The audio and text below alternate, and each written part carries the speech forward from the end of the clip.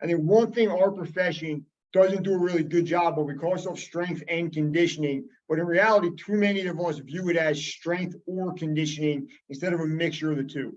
I think part of it is the perception of strength out there in the marketplace is people that, especially the last 15, 20 years, lifting weights is awesome, right? It's CrossFit, it's Olympic weightlifting, it's throwing plates on the bar, it's clouds of chalk, it's guys and girls getting jacked in the gym, right? Endurance training is sold to us as something for the feeble, the meek, normally older men and women, and most of them, quote unquote, hate running, right? And I think, I'm kind of lucky. I like to run. It's one of my favorite things I get to do every day. But if it's not for you, there's ways to get in good cardiovascular shape without running. And I think there's really a good a happy place between strength and conditioning where people on both sides of this spectrum would benefit by coming a little more to the middle. And if you are a fairly serious endurance athlete, you can find a way to get a good benefit from putting some resistance training in your daily routine and be able to, quote unquote, finish stronger, to use the title of the book, and a little bit of cliche at this point.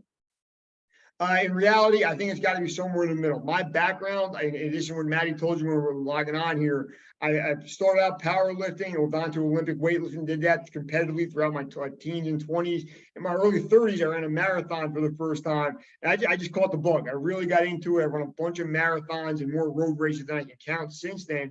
But I realized that a lot of my success in the marathon endurance world is that stems from I had this base of strength that I built for a decade and a half of lifting as heavy as I can. Now, I don't think that's for everybody, right? I'm not here to tell you a world record marathoner should be doing cleans and snatches and heavy box squats, but I am here to tell you that world-class marathoner will mostly get better and run a faster marathon and have a longer, more fruitful, more injury-free career if they implement some strength training in a proper, controlled, progressive manner, in addition to the resistance, to the endurance training they're already doing.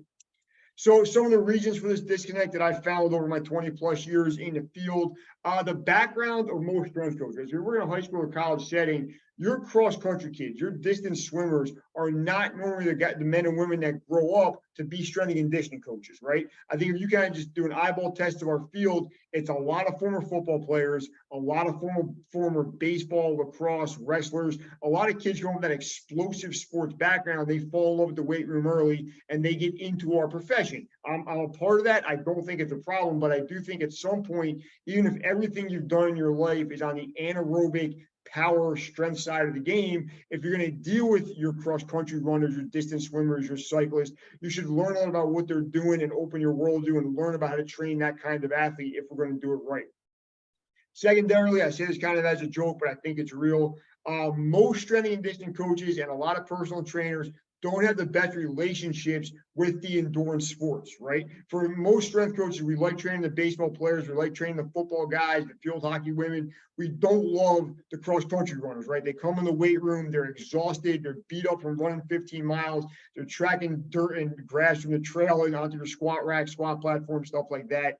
In general, a lot of coaches in that world don't have a great background in weightlifting, right? So for example, in my world, I do a lot of baseball coaches. They've played baseball, they've lifted weights before. Now we might have some differing philosophies on sets, reps, Olympic style training, whatever it might be, but they understand the value of the weight room, right? A lot of times you're talking your swim coaches, your cross-country coaches, they don't have a different point of view than yours, other than they don't think the weight room is valuable, or they're completely intimidated, confused by it. And to be honest, some of that strength coaches is our fault. I don't think we've done enough to reach out in that community, help educate those coaches and athletes. And I want to be a part of changing that problem and that paradigm shift, and just the culture, right? If you're a wrestler, if you're a football player, if you're a basketball player, you've lifted weights throughout your career, right? If you're a cross-country runner, you're a marathoner, you're a long-distance cyclist, lifting weights is by and large not a part of that culture. So you might get to be a Division I cross-country runner. You might get to be a multi-time marathon finisher in the adult fitness world and never been in a weight room, right? And been successful at those things. My argument is you could probably be more successful and have a longer, better, more injury-free career by getting in the weight room, getting in the gym, and doing some kind of resistance training in addition to your road races, your swims, your tempo runs, whatever else you're doing, which is obviously super important. We live in the era of marketing, and it's marketed as two separate things, right? You got your runners over here, you got your weightlifters over here, and like I said earlier, I think everybody coming to the middle is probably a little bit better thing. And if you're a pretty serious endurance athlete, implementing some of what the weightlifters are doing, not in the way they're doing it, not with the amount of weights they're doing, not with the amount of intensity they're doing, but in a controlled, proper, injury-free manner, you're going to get better at that marathon, that triathlon, that swim, whatever it might be. Some runner stereotypes. I'm going to throw these out there. If you guys want to challenge them at the end, that's fine. But this is what I've kind of seen. I think most strength coaches, ATs, PTs, sports medicine professionals in general look at most serious runners with these four things we think about them. Number one, we look at chronic overtraining, right? A lot of men and women are running, 50, 60, 70 miles a week, dozens of, 12, 15 miles a day after day after day. Some bodies are made for that and will respond well to that kind of training. Some bodies are not, and we're trying to put a round peg in a square hole by getting a body that might function really well at 20 miles a week to run 50 miles a week. And we're talking about that kind of personalization a little later on in the webinar. But in general, your endurance athletes are chronically overtrained for a bunch of reasons we'll get into a little bit later.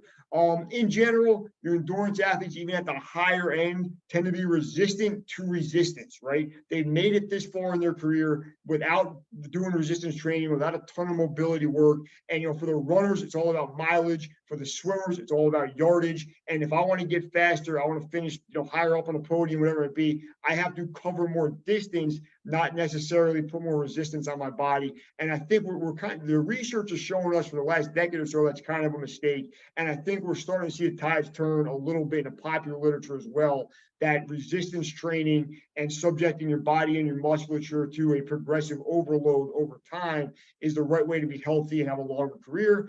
Disorder eating. Now, obviously, everybody knows we see eating disorders in all populations, but statistically, it does happen more in our endurance sport athletes. And just a cursory knowledge of the human body, if you don't have fuel, you can't expect the body to do well, recover well, go for event to event to go well. And if we're burning thousands of calories a day out on the road when we're running, if we're not putting those thousands of calories back in, eventually we're going to have all of those problems we see with disordered eating and across the lifespan for people that suffer from those disorders.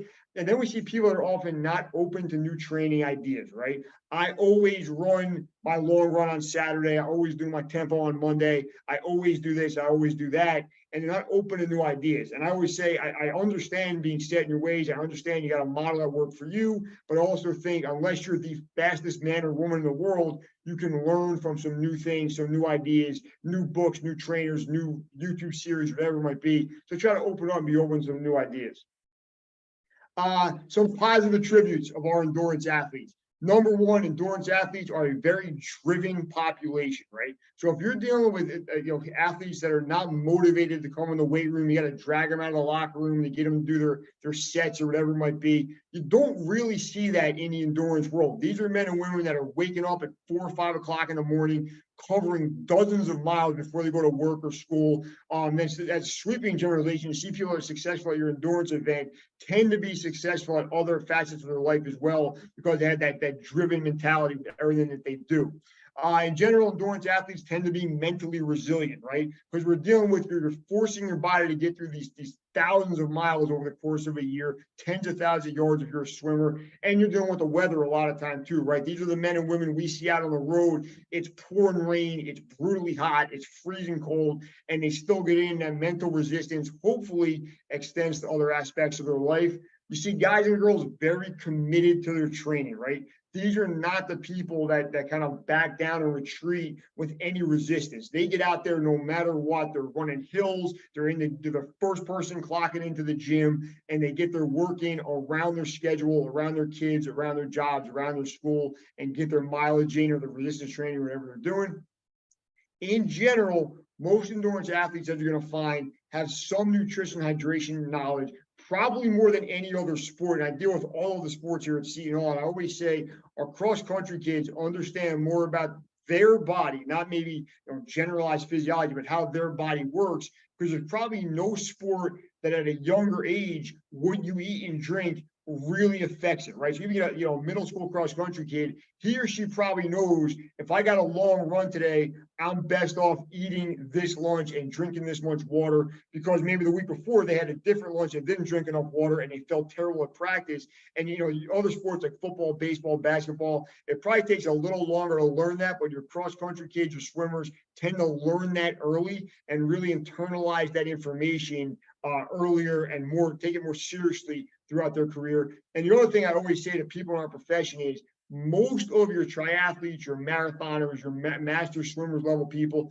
are financially independent. So that gentleman right there on the bike in Switzerland a couple summers ago at an Ironman race with my co-author on the book, Dr. RJ Borgers, and we're looking about $10,000 worth of gear in that picture between the bike, the jersey, the shoes, the helmet, the water bottles clipped to his waist, the GPS tracker watch he's wearing. So I always tell young strength coaches, kids that intern with me, this population has been ignored by our profession for too long for two reasons.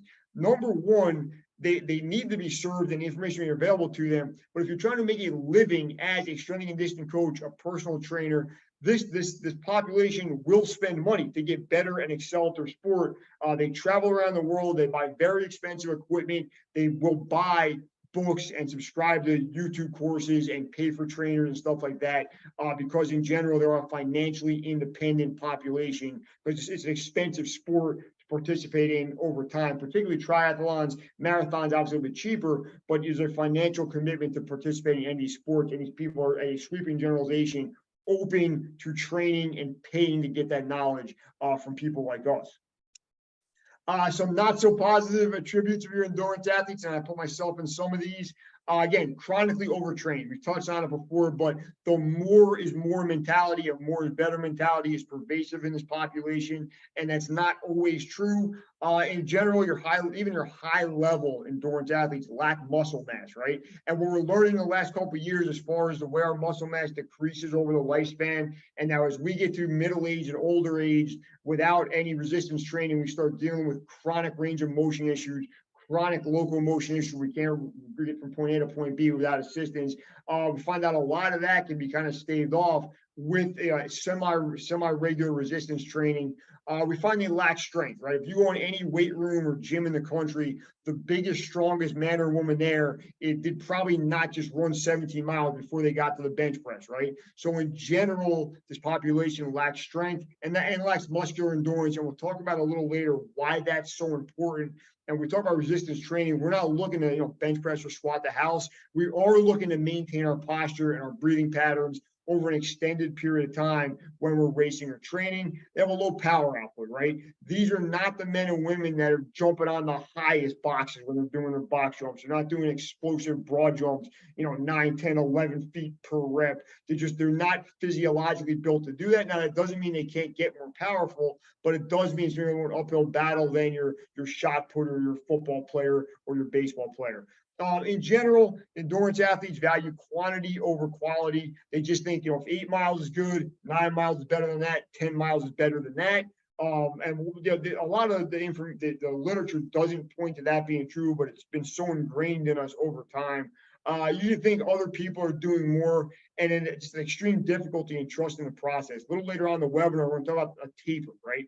And the idea that if we taper our training, we'll do better on race day. But that taper and that idea of taking your foot off the gas as the event gets closer is great in theory. Everybody loves the theory of it. But then when you talk to a lot of endurance athletes, as these big events get closer, they have a hard time actually implementing that taper. Keep in mind, too, we find out a lot of dysfunction in the human body is the product of habits, right? If you always sit hunched over your computer, you're going to eventually have some upper body posture issues, right? If you chronically, walk with an odd gait, that's going to eventually end up in some Achilles tendon pain or something like that, right? Well, keep in mind, these men and women have these bad habits reinforced over thousands of miles. So it's not like, they did something once. It's they move in a wrong or not optimal way. And over time, that non-optimal movement pattern creates a problem. Now, I think we can fix some of those problems in the gym with proper movement of resistance training. And if we can't fix them, we can mitigate them and make them feel a little better day to day. as we get stronger, correct our posture, and work on some muscular imbalances, which we'll talk about a little bit later. Again, we see malnourished men and women out there. Again, some is due to eating disordered eating. Some of it is due to the idea that if you're running 10 miles a day, how do you find the time to get in enough calories to offset that level of training? And then what I always say is most endurance athletes and most races, seasons, or training periods physically, mentally, and emotionally exhausted, right? So if you talk to a cross-country kid in high school or college, you talk to an adult after they finished a marathon,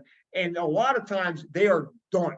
They feel like they dragged their body across the finish line. The last couple of weeks, they couldn't wait for it to be over, and they can't wait to go recover, heal, and then maybe weeks or months down the road start to get ready for their next endeavor. I think that's one thing that's broken about this model. I think theoretically, if you're training your body and getting better and doing it the right way, week 6 of marathon training should feel better than week 1 or 2, right? So if we're just getting progressively worse during our training and just feeling lucky that we made it to the finish line, and when we finish, we can't wait to not run again, I think we're doing the wrong thing. Now, when I kind of came across this theory about 10 years ago, 2011, I ran my first marathon. I went down to Jersey Shore. It was a super fun day. It was a goal of mine for a while. I got it done in 3 hours and 42 minutes, which I thought was a decent time. And I ran close to 500 miles in the 16 weeks leading up to it, right?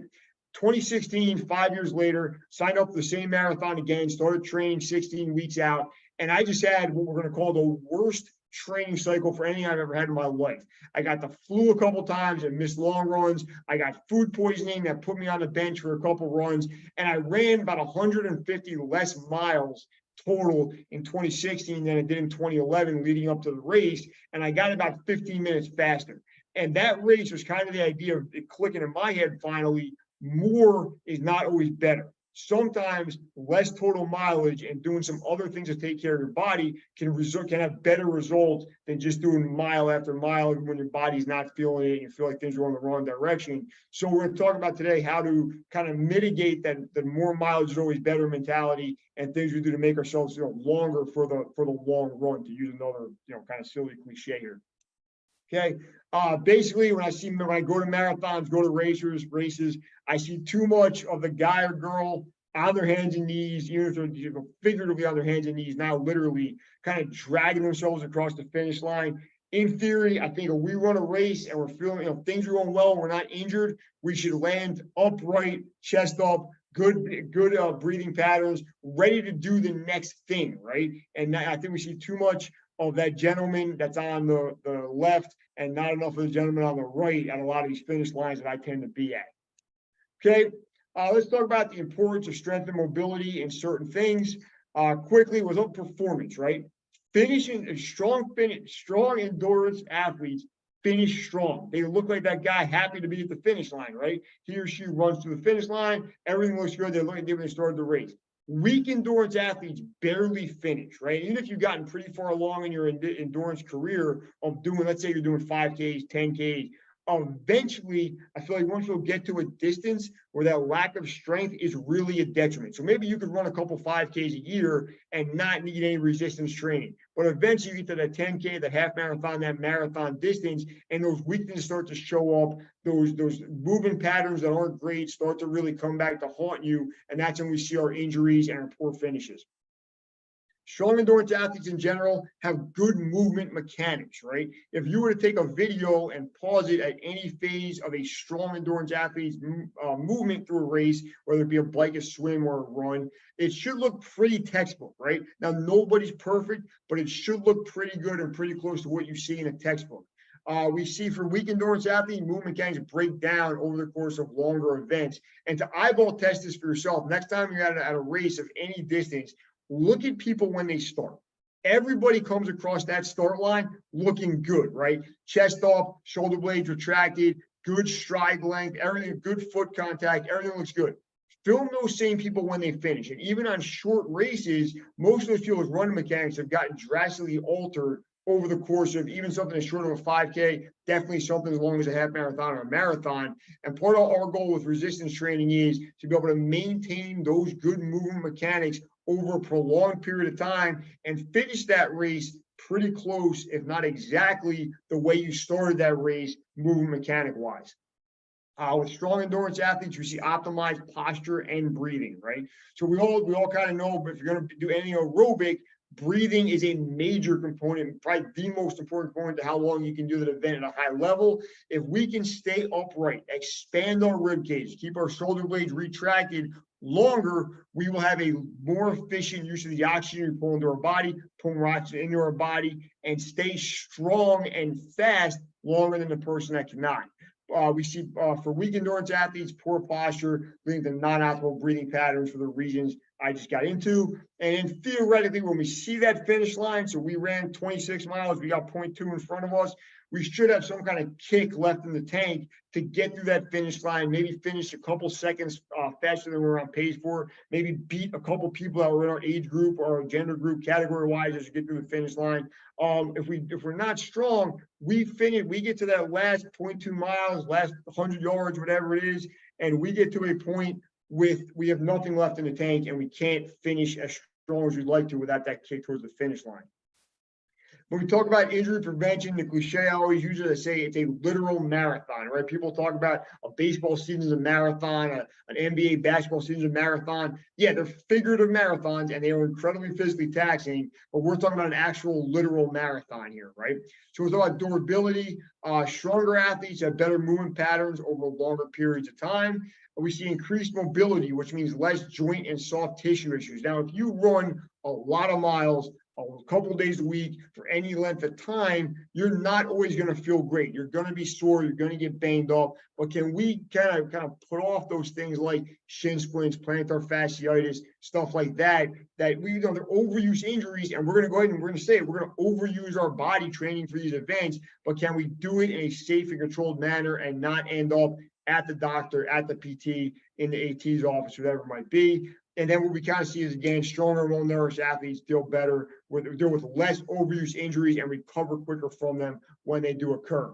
As strong as far as recovery is concerned, it's a big buzzword the last 3 to 5 years in this profession. Obviously, it's super important. Stronger muscles recover faster after long training sessions or events. And then strength and mobility work facilitates recovery after long endurance sessions. So again, we got to stop thinking about the gym as we're doing heavy squats, heavy deadlifts, snatches, push jerks. That stuff's great during certain times of the year.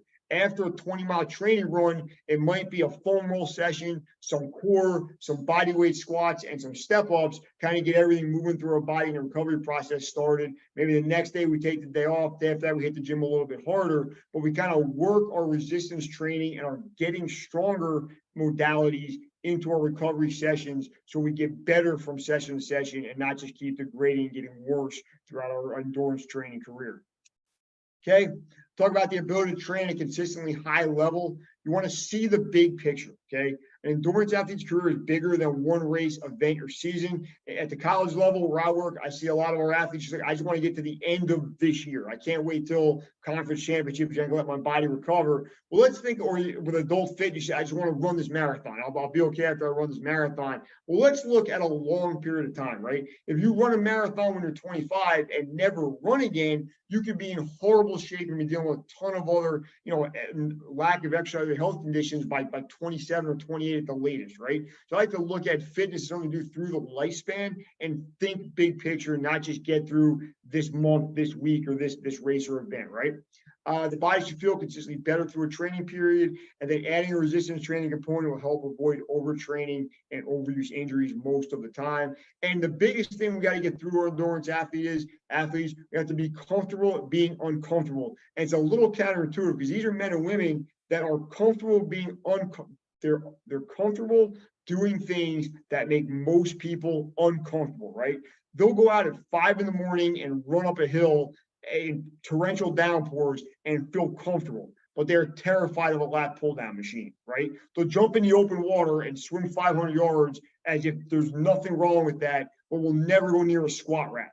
So in their comfort zone is this thing that terrifies a lot of people, but then just the gym is a thing that terrifies them. We got to find a way to make that palatable and express how important it is and make them comfortable in that newly uncomfortable environment. Now, one example is give this, I've been at Seton Hall for 18 years, coming by year 19, way longer than I've been here. The baseball team has ended their fall training session with, it's called the Rock. It's a run. It's about 4 miles uphill. You get this kind of lookout, you see New York City, and then you run 4 miles down the hill. Now, let's just check out from the fact that a baseball player is never running close to 8 miles in a game. We all know that.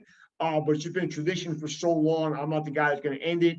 I run it with the team every year. It's kind of a gut check, right? Can we do this as a team? Everybody run up this 4 mile hill, run down together, and then we're done for Thanksgiving after that. And I finish pretty high every year. I'm usually the top, 3-5 guys to finish, and I'm twice these guys' age at this point. And I tell these players every year, you guys are better athletes than me, way better. You would embarrass me in a batting cage. You would embarrass me in a squat rack. But I can be uncomfortable longer than you. I can beat you this one day of the year because I'm very comfortable being very uncomfortable, and you're not beating me up this hill today. And it's a pretty valuable lesson that we get from endurance athletes that can be kind of parlayed to a super anaerobic sport like baseball and just kind of life in general. So some general principles, kind of get into now. The first one is progressive overload, right? Even if you're new to our profession, you kind of understand this. If you can do 5 push-ups today, great. Tomorrow we got to try to do 6 or 7, and we're going to keep getting better and progressively overloading our body. I got the kind of data reference here, but Rocky IV, one of the best 80s movies out for the whole decade, in my opinion. Rocky runs up a hill. That's progressive overload, right? Every step's harder because the hill gets progressively steeper. And then every day he trains during that really great training montage. Hopefully you remember. If you haven't seen Rocky IV, I recommend going to see that sooner than later. But every session he gets a little further up the hill till the last day before the fight or whatever. He's kind of on the top of the hill and he reaches his apex, right? That, in a nutshell, that's progressive overload, running a little further, a little higher day after day. During the same training montage, Drago, the guy he's going to fight, is on a treadmill. Now, there is a value to a treadmill. I understand that. But if you just keep the treadmill at the same speed for the same amount of time, day after day after day, and don't progressively overload your body, you can't be shocked, in my opinion, that the guy that was running a little further up the hill every day beats you when you race against him or box him or whatever it might be. Okay.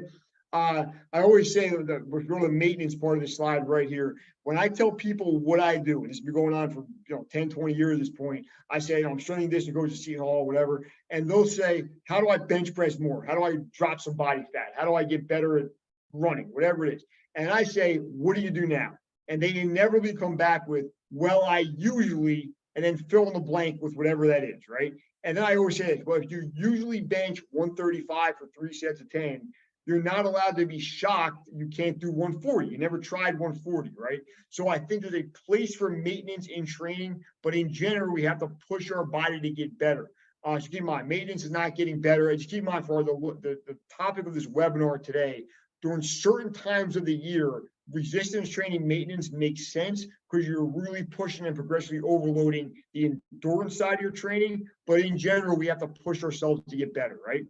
We talk about progress. You see increased strength and mobility throughout the course of a career, right? So it might not be right away. You might not get good at your squats, your bench press, whatever, at 22. It might be at 32. We're going to look at the long game here. The purposely plays greater than normal demand on the exercising musculature. And then the ways we can do this, we can increase volume, right? So we took the push-up example we did before. If we're comfortable doing 10 push-ups, let's push to 11 or 12 push-ups. Let's push to 2 sets of 10 push-ups.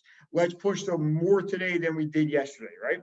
We can increase intensity. We're going to look at that largely as weight on the bar. So for example, if I feel comfortable shoulder press with 20-pound dumbbells, let me get to 22.5s. Let me get to 25s. Let me start inching my way down that dumbbell rack and overload my shoulder upper body musculature and force it to get stronger by using that progressive overload in a controlled fashion.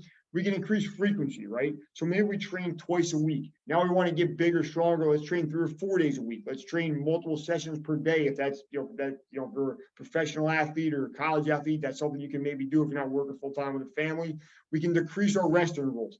If I was resting 2 to 3 minutes between sets for full recovery, can I decrease that a little bit and force myself to work a little bit harder in a shorter period of time? And then the big one is changing exercise selection, right? A lot of times we want to look at lifting weights as an all or nothing proposition. You did lift weights or you didn't. You can squat or you cannot. You can deadlift or you cannot. When in reality, I think the back squat's maybe the best exercise we've ever developed as a profession. It's an amazing way to train. That being said, if you just ran 17 miles, 8 of them were uphill, and you're killing yourself on the run, maybe that day's a goblet squat. Maybe it's a leg press. Maybe when you feel better next week, you come in and do that heavy back squat. But let's talk about progressions and regressions and ways we can be smart about overloading our body and our musculature as you go through a training period. Okay, general adaptation syndrome, again, it's a very common topic out there. For today's example, we're going to use the stress we're going to talk about is resistance training, and the stress we purposely place on our body while we're doing a squat, a bench press, a lat pull down, whatever it might be. Resistance, so we stress our body in a new way. We go to the gym and we do a set of lat pull down, say. The body's natural reaction is resistance. It doesn't want to do this. We're making it do something new. Our muscles, our joints, our tendons, our ligaments are telling us to stop. It doesn't want to do this new thing. And you're going to hear things like, I'm sore, tired, stiff, tight, I have heavy legs, I feel slow, etc. Keep in mind, this resistance, whether the kids you're training or yourself, verbalize it or not, is something their body's telling them, right? And I think sometimes you got to tell that person to ignore that voice and let's train through this and get better. Sometimes you got to listen to that voice and be like, okay, if you're that banged up from Monday and it's only Tuesday, let's figure out a way to train around this and get ready to come back on Wednesday and Thursday even better than we are today and not get into overtraining and stuff like that. And that's, the cliche is coaching is an art and a science. I think you have to know the science. You have to understand how the body works and understand physiology. But at the same point, you have to have the art to understand how to react with how to interact with your athletes, understand what they're telling you, and understand how to make this work for them at this particular time in their life and their training. Exhaustion is what happens if we place undue stress on our body over and over and over again with no recovery or insufficient recovery. Keep in mind, it's avoidable with proper rest, recovery, nutrition, and hydration. 4 things that we've heard a lot about the last couple of years. I think we need to keep hammering it home with our athletes. It's avoidable with proper periodization and planning of strength versus endurance training. So that's something we have to hammer home with our coaches, our strength coaches, our personal trainers. Strength is important, endurance is important. How do you make them work together? And then what we find is this just reaching of exhaustion is the biggest issue for most endurance athletes. One thing I found in the last 10 years involved in endurance events to the level I have been is this.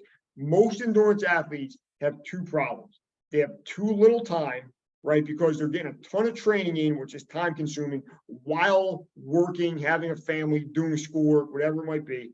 And they have too much fatigue because of that training, right? You're asking somebody who maybe every morning runs 8-10 miles to get in the gym and do these things their body's not used to doing, and they're pre-fatigued before you even see them. So I think as a strength coach, as a personal trainer, as an endurance coach, whatever you might be, the key is to kind of manage those 2 variables, right? We know you're going to be fatigued. We know you're short on time. How do we make the most out of that time and the energy you have to get the most out of these training sessions?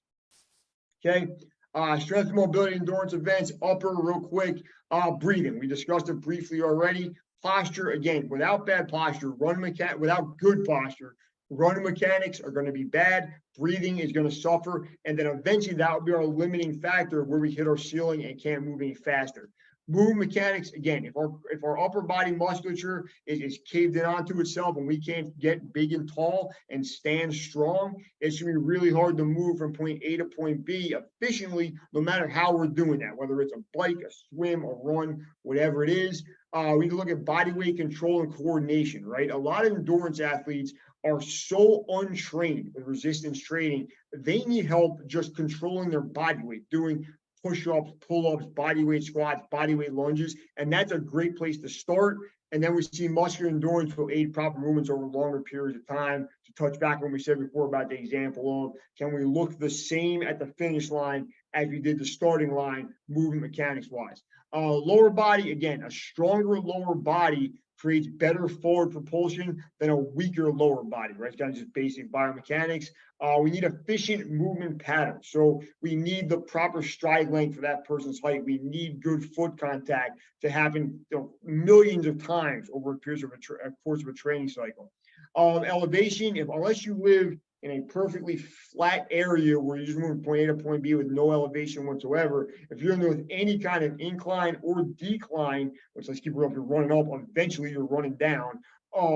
That's going to be aiding you more efficient at that by being stronger. That kick at the end of a race, again, that last quarter mile, half mile, whatever it is, it lets you kind of go for that PR, go to beat that rival. That's going to come from your muscular strength. And then durability, again, how quick to recover from higher training volume. People that are stronger can train more, run more miles, cover more ground, cover more pool than weaker people can. Any kind of terrain, again, same idea with the elevation. If we're dealing with trail running, if we're dealing with pavement that's not exactly where you want it to be, we're not world-class athletes with access to world-class tracks. So we're dealing with up, down, side to side, inversion of our foot and our ankle. Keeping that musculature stronger is going to be people more injury resistant. And then again, some predisposed conditions, if both your parents had shin splints, there's a pretty good chance you're going to have shin splints at some point if you choose to be a runner. But can we make it where they hit you when you're covering 100 miles a month versus 15 miles a month? Maybe we can by getting stronger and increasing blood flow to that area. And then the core, everybody kind of knows already. It's responsible for the transfer of the power between the upper and lower body. And again, if that's weak and soft and you're just losing energy that's created with your legs as your upper body or vice versa, you're never going to be as strong and as fast and as efficient out of the course as you can if that core is nice and strong. Okay, one thing we did in the book, and I kind of implemented this in every person I trained with since then, is this. I think one thing high school and college and professional sports do way better than the regular fitness industry is it's very clear that what time of the year you're in, right? That there's a first game, there's a last game, that's your season. There's a playoff period, that's your postseason. Then you have your off season, right? Then you either go home or you stay in the same area, but you're not practicing nearly as much. Then you kind of have a break, and then you go into your preseason and you start that cycle again, right? Endurance athletes don't normally have that luxury because if you're signing up for races on your own, you look at 2022, you might run a race in January, then nothing in February, March, have a longer race in April, May, June, July, maybe you're training for a marathon. September, you kind of jump into some swim stuff, maybe whatever it is, but there's not a very clear model of when you're in season, when you're off season. And I think that is a detriment to a lot of people's training. I think kind of having the attitude of, I have different times of the year, I train different those times of the year, is kind of the way to go. So we separated up into 4 seasons. We got your off season, we got your building a base, we got your peak mileage, and then we got your taper. And it's all based around when your biggest event of the year is happening. So for today, we're going to look at the New York City Marathon. It happens early November. So for this person, we're going to take them from January to December, where they did the race they really care about, the one they want to PR in and have a great time in, is the New York City Marathon in November. Now, they might do some 5Ks in the spring. They might do a half marathon some other time of the year. But we're going to look at their big event, their personal Super Bowl is New York City, second or third weekend in November, wherever it falls this year. Okay. So general principles during our off season.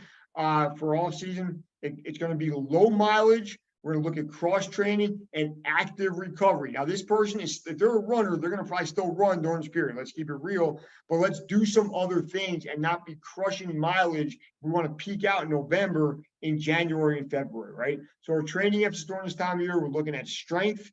We got to build strength and get stronger. We want to work on our injury resistance, right? So that means 2 things. One, if we know we have some weaknesses and imbalances, let's attack those right now. And number 2, look at the things that normally affect runners over the course of a year, stuff like your shin splints, and start attacking those areas early on before they become a problem. And then look at reconditioning by dealing with those imbalances, posture, lack of mobility, or whatever you're dealing with personally. You want to reinforce your basic exercise techniques. So let's say you took a couple weeks off for the holidays. Now it's January. let's get good at squatting. Let's get good at pressing. Let's get good at pulling our own body weight, and let's get our body ready to do these movements properly for the rest of the year. And now's the time to introduce your new exercises, right? Because no important races are coming up. You're probably not running a ton of mileage. Now's the time to try some new stuff. You feel good at the back squat. Now's the time to try to front squat or lunge or something like that, right? Again, we got the dates for New York City Marathon right there. Our off-season period is basically January through May. So it's a 5-month period to really build that base, get our body ready as healthy as it's going to be before we hit that next phase of training. You want to assume they're not participating in any other, we'll call them important races. Account for all significant events in your training plan. So for example, this person might only be running, 10 miles a week, but they're doing CrossFit, but they're doing Orange Theory Fitness. They're doing some other activity. Take that into account. And then our goal for this time of the year, in my opinion, is 3 resistance training sessions per week, because we're not having as many days and as much time out on the track as we do in other times of the year.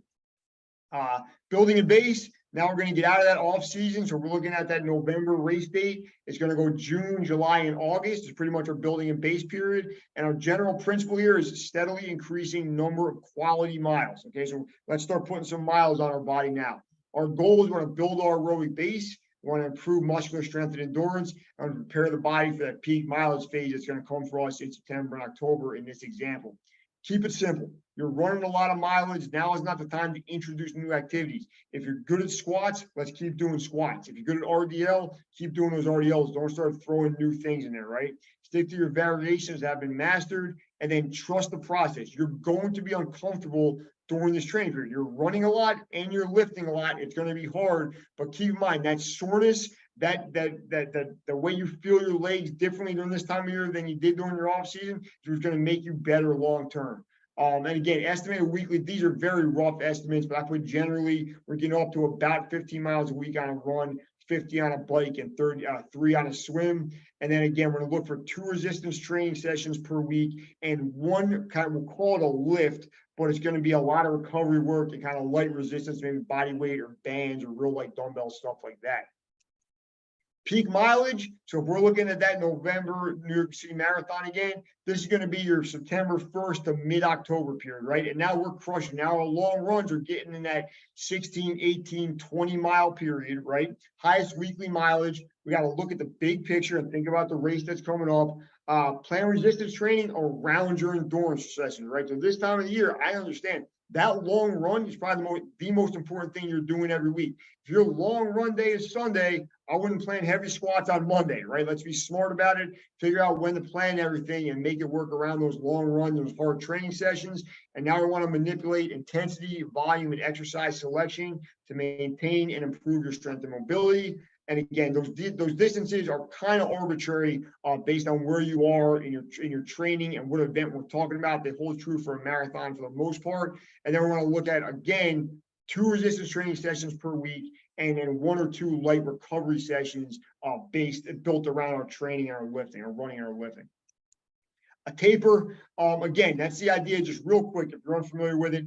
The idea is that as we run marathons example, as we run, our cardiovascular system gets better, gets more efficient, gets more quote unquote fit, right? But we're beating down our soft tissues, our skeleton, our musculature, our tendons, our ligaments. So we taper towards the end of our training, do less total volume, less mileage. Our cardiovascular system stays elevated and functioning, and our body recovers and feels great. That combination primes us for a PR or a good marathon, right? So for our example today, that October 10th to about November 10th or whenever the race is going to be is our taper period. Keep in mind, resistance training should taper. We're using the same principle as your endurance training. So for example, if you decide what works best for you is you want to taper your endurance training by 20%. So if you're running 20 miles to 18 miles a week, for example, decrease all of your weight room stuff 20% as well. So 20% decrease on intensity and volume. The one thing I see people doing a lot, which I don't think is optimal, is eliminating sessions, eliminating exercises. If you know you felt good doing these exercises or these sets and reps leading up to your taper, keep doing them. Just scale back the amount of weight on the bar, the dumbbells you're using, the amount of sets per rep, the amount of reps per set you're doing, and hit them the same way so you keep feeling good, but not as taxed and not as exhausted going from session to session. And again, the one thing I will say, if you guys are high school or college coaches, it's very difficult to implement this in a team setting. Obviously, software like FYTT makes that easier. And I would say use what's out there at your disposal and find a way to make this taper work for everybody you're dealing with, which can be challenging if you're dealing with a pretty sizable, cross-country roster, swim roster, whatever it might be. Okay. Ways to break down our training sessions. It's kind of what we put together. Got some exercise examples over to your right. In general, an off-season workout, we're looking at, I kind of put the times in for everything because I realize people are pressed for time. Start out with some individualized mobility. You could, see a professional fighter, you kind of eyeball it yourself, right? I know I have tight IT bands. When I start my workouts, I always foam roll my IT bands and then go from there. That might be your Achilles, might be your back, it might be your quads. I don't know what you're dealing with. There's ways to deal with it. Then we do our foundation superset 1. So we're going to do a traditional core exercise, a superset with a lower body pull and an upper body push. I'll give you an example of those in a few minutes. And then we move on to our foundation exercise or superset 2, an anti-rotation exercise of some kind, superset with a lower body push and a lower body pull. And then we'll finish up with a sport-specific circuit towards the end of our training. All right. Sample training session is kind of exactly what I showed you before, but I got the exercises filled in. So for this example, this person's a runner. It's week 1, session 1. You're going to start out with their individualized mobility. You're going to move on to a traditional core, which might be a sit-up. It's an old school exercise, but it still works. There's other ones out there you can pick. You got your kettlebell swings and your bench press, your push-pull combo. Then we'll do a payload press, kind of fighting that band, not letting our body rotate when we don't want it to, and getting better at maintaining our core and our torso stability as we're moving through space. Then we got a squat and a pull-up, and then we'll do our sport-specific exercises for a runner. We'll call those dumbbell step-off, physio bow leg curls, standing press, and rear delt. And we'll talk about how to pick those exercises in just a second here. Foundation exercises, I identified 6 foundation exercises I think are most important for everybody. We'll hit them in just a second. And then keep in mind, we have progression and a regression for each one. Go back, barbell bench press is great.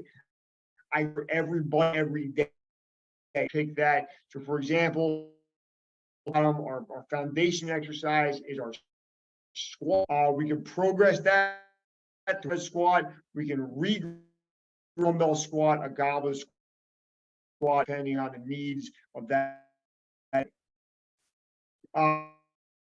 In general, 2 to 3 times, 3 to 4 sets here, and you guys can read those variations on your own. I think all kinds of squats are good if they're taught properly and done with the right amount of resistance.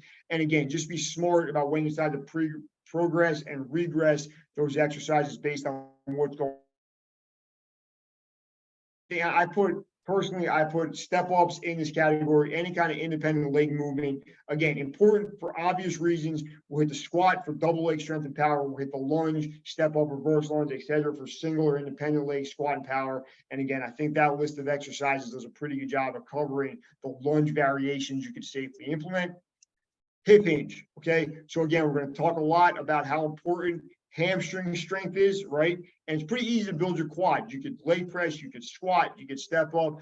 You want to just kind of balance it out with your hip hinge work. So your stuff like your Romanian deadlifts, your single leg Romanian deadlifts, glute ham raises, kettlebell swings, but keep an eye on that posterior chain and use hip hinging to some extent. I think a leg curl is a great machine. There's a place for leg curls, but I think if you want to really load up those hamstring and posterior chain, we have to involve the hip hinge to put any semblance of the amount of weight you can squat or leg press on that posterior chain. On the upper body, you got the bench press. You can kind of look at those variations and those sets and reps there. I think that works for most people. I think if you don't have access to equipment, push-ups are a great exercise. And you just kind of alter your tempo, alter your amount of reps per set you're doing on your push-ups. Is change those a million different ways. We got your pull-up. Again, great exercise. Not everybody you're going to deal with can do pull-ups, with their body weight. Maybe we need a band to assist those pull-ups. You might need to give them a manual spot. Maybe a lap pull-down machine's a better answer. Maybe some band pulls if they're really young and inexperienced. But find a way to get good at pulling, hopefully, your body weight vertically. And then at some point in a training program, let's look at some horizontal pulls as well, particularly as far as keeping our posture upright and being able to run a race at a high, good posture, get a lot of air in our lungs. That horizontal pull becomes super important. Hip bridge, again, the sixth one, super important. Again, it helps us with forward propulsion. It works on our posterior chain. It's a very basic hip bridge you see me doing in that picture, but there's a ton of ways we can weight that. They make specialized machines for it now, which I messed around with. The few of them I really liked. They found a good way to do that, as opposed to putting a barbell across your hips, and just a super important exercise to get strong and proficient at, hopefully sooner than later. So, and then we kind of broke the book down into top exercise for each discipline. Keep in mind, opposite sport specific section of each training session, we fill in our bottom circuit. The key to these are making the most of each session. Like we said earlier, endurance athletes have too much fatigue and too little time. This is the way I think you get the most bang for every minute you're in the gym. So can a cyclist get a lot out of the running exercises? Absolutely. But if I'm a runner, I'm going to pull from those running exercises before I go further down the list to your swimming or your bike cyclist exercises, because I only have so much time I can be in the gym every day. So for swimmers, I think the cable push and pull you should be doing the bottom is great. You gotta look at that. It almost looks like swimming. Standing reverse fly, as far as balancing out that anterior musculature with some posterior chain, upper body posterior chain movement to work on posture. And then a hip thrust march, kind of great at getting those hip flexors going while we're stabilizing our core.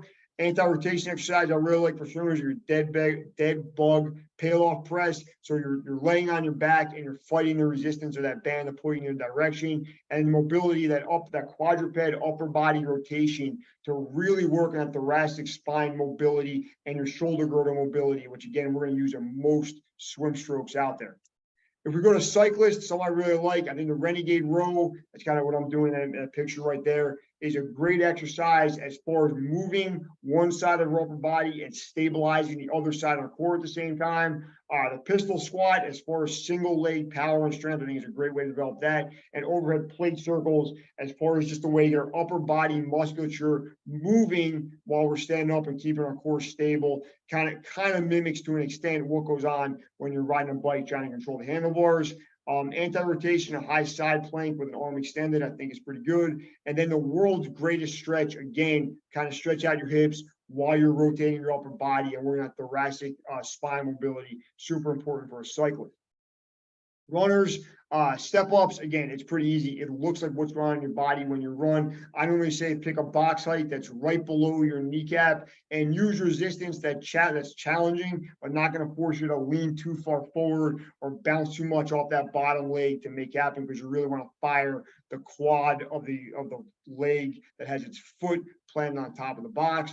Trap bar deadlift, again, come from a powerlifting background. I love the conventional deadlift, but it's not for everybody. It's not for all endurance athlete. Your trap bar, your hex bar, if you want to call it that, makes it easier and harder to get injured because of the position it puts you in biomechanically, basically in the center of the bar and not controlling the mass that can roll out in front. And then I think the inverted row is super important as far as making our lats and our rhomboids work to retract our shoulder girdle and keep us upright while we're on those long runs.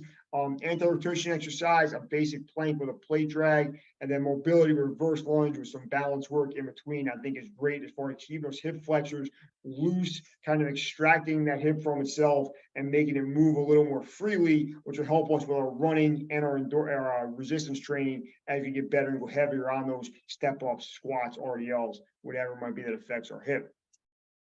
Ways to put together a training sessions. You can kind of take a look at that yourself. If you have any questions on that, please feel free to call me. But it's pretty much, there's my template. I have a list of exercises. I got my core foundation exercises, the 6 I'm going to pull from for those. I got my sport specific exercise I'm going to pull from for my circuit. I'm going to put that together as best I can based on how I feel that day and what I'm doing training that day and that week, or maybe even that month, depending how big of a picture I need to pull back and look at. A couple of things we can manipulate in our training session: exercise selection. So again, back squat's great, maybe not for you today. What else can we pick to get that same motor pattern trained? Sets, reps, total volume, right? I think you want to stick to a plan as much as possible, but be smart about how you feel a day and what you actually put on a bar, what dumbbells you pick, stuff like that. Intensity and resistance. Again, let's try to always be getting stronger, but be smart about it.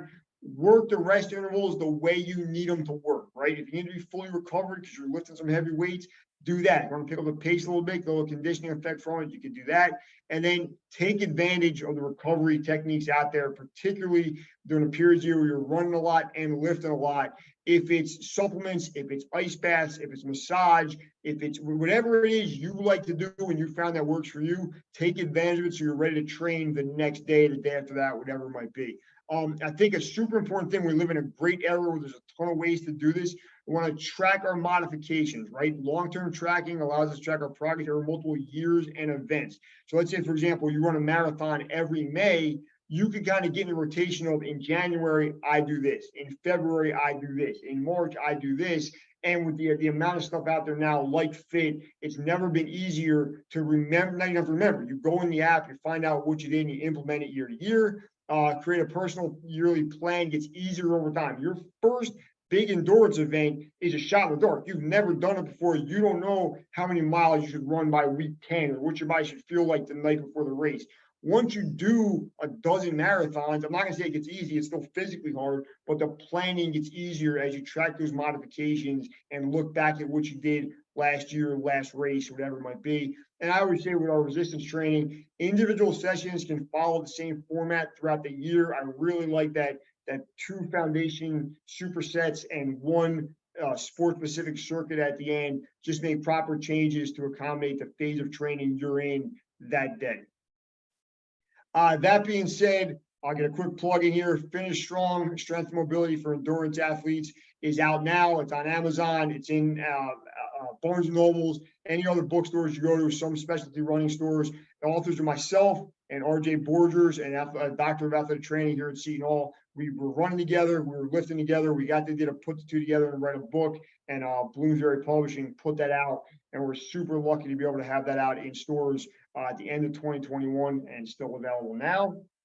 And then there's my contact info. You can reach me at Seton Hall. I'm there day to day, and I have a Gmail account there as well if you want to reach out to me that way for any related to the NSCA. Because like I said, New Jersey State Director of the NSCA, anything I can do for you, either endurance training wise or conference clinic wise, please reach out to me in one of those emails. Awesome. Thank you so much, Angelo. Hopefully everyone found that as interesting and helpful as I did. We do have some questions coming in. Are you good to answer a few? Yeah, let's go. Awesome. Okay, so about how long until athletes will start seeing the results of the resistance training and either like physical results or in their race times? I think within a couple of months, you should see something, right? Depending on how where, I guess it depends where you are, right? If you're completely untrained, you're going to see results right away. If you've been running for years, it might take a little bit longer because your body's a little further along training wise. But I think what you want to see is, let's say, for example, we use that yearly program I put out before. If you start in January, by I'd say March at the latest, you should really start to see some physical changes and maybe start to feel better out on those runs once your body gets acclimated to training. So I would say somewhere around 2 to 3 months, you should see some noticeable differences. Okay, awesome. Thank you. How does nutrition and hydration and sleep affect athletes adding resistance training to their routine? Cool. That's a great question. If you're doing endurance training and racing, you're already using a lot of calories, a lot of nutrients. Your body needs a lot of fuel and sleep to get through that, right? Now we're going to add another variable, another stress to your body. So how do we make that work, right? We probably need more calories. We probably need more water day to day, and we probably need more sleep. Now, obviously, it's easier said than done to make those things happen. But I think the key is kind of knowing your body and knowing how you feel the best, and realizing that if you're expending more calories and doing more work, you need more fuel in the tank to do that, right? And find a way. And let's be real, there's going to be a trial and error period where there's some days you're going to wake up exhausted for what you did the day before and take enough calories, right? Real life gets in the way and messes up your sleep pattern time to time. But over time, try to fall in a groove and a routine that works for you, and just realize the first couple of weeks or months might be a little rocky, but then hopefully you'll fall into a comfortable pattern after that. Right.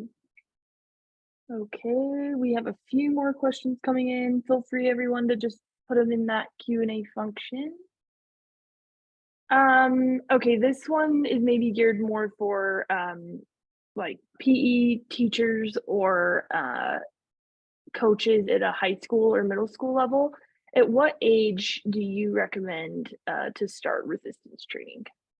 Great question. I think if we're talking about like body weight stuff, push-ups, pull-ups, squats, lunges, that kind of stuff, I think middle school is a good time to start. Sixth, seventh grade, something like that. In a controlled environment, everything being done under a watchful eye, and not a ton of volume for anybody age group. I think when you get to about ninth grade, it might be time to introduce some dumbbells, some kettlebells, some barbells. So I would say maybe around 12 or 13 with the body weight stuff, and probably 14 or 15 with the traditional weight training is a good time to start. That being said, there's exceptions to the rule, but in general, I think those kind of work for most young men and women. Awesome. Okay. And one more, what are some good ways to keep track of different types of training and total energy expenditure? How do you track that?